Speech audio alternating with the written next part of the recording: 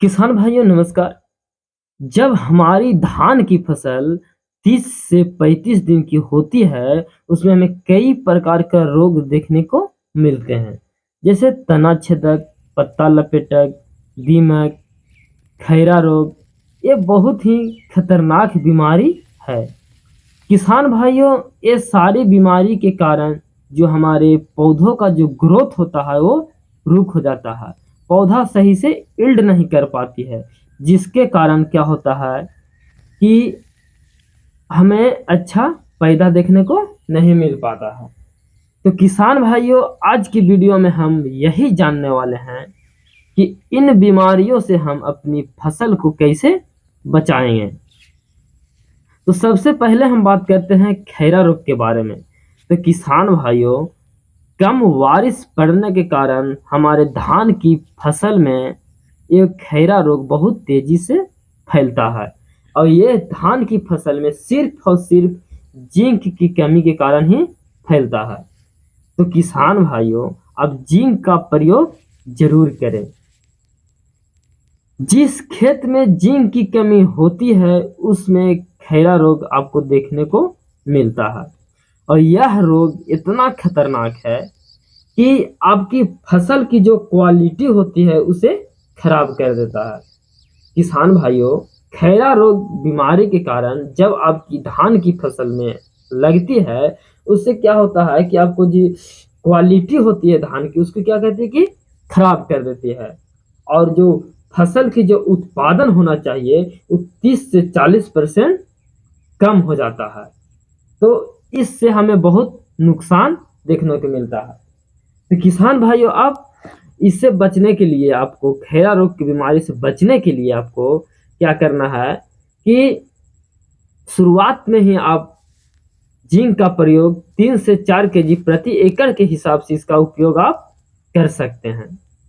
अब हम बात करेंगे तना छेदक और दीमक से हम अपने पौधों को कैसे बचाएं। किसान भाइयों, कम बारिश होने के कारण हमारे धान के फसल में जो कीड़ों का जो अटैक होता है वो सीधे पत्तों पर होता है। वो पत्तों को क्या करता है कि चूस कर जाली बना देता है, और जाली बनाने के बाद क्या करता है कि धीरे धीरे वो एक से दूसरे में और दूसरे से तीसरे पौधों में अटैक करना शुरू कर देता है, जिससे क्या होता है कि धीरे धीरे पूरे फसल को बिगड़ना या बर्बाद करना चालू हो जाता है। तो ये बीमारी आते ही क्या होता है कि आप देखते होंगे कि आरी तर से या तो फिर बीज से या तो किसी एक कोने साइड से आपको बीमारी धान की फसल में आता है, और क्या होता है कि वो ओती का अगल बगल का पूरा एक कोना अटैक कर देता है।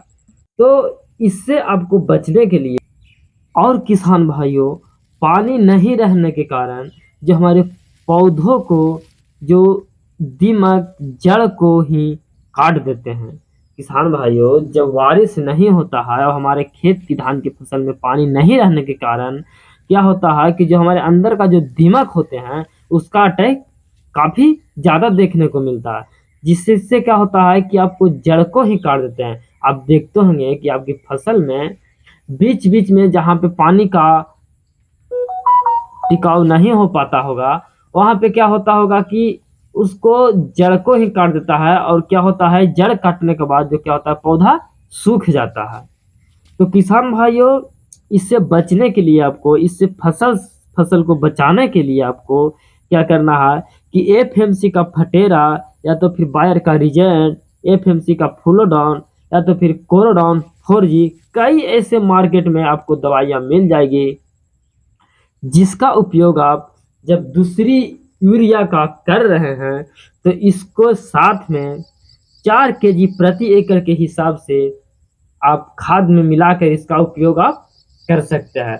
तो इससे क्या होता है कि आपको जो लगने वाली आने वाली बीमारियों से आपको सुरक्षित रखेगा, पौधों को फैलने नहीं देगा, और ये बीमारी का आपको फसल में अटैक नहीं हो पाएगा। तो किसान भाइयों, अगर वीडियो अच्छा लगा होगा तो प्लीज़ मेरे वीडियो को लाइक और सब्सक्राइब जरूर कर दीजिएगा।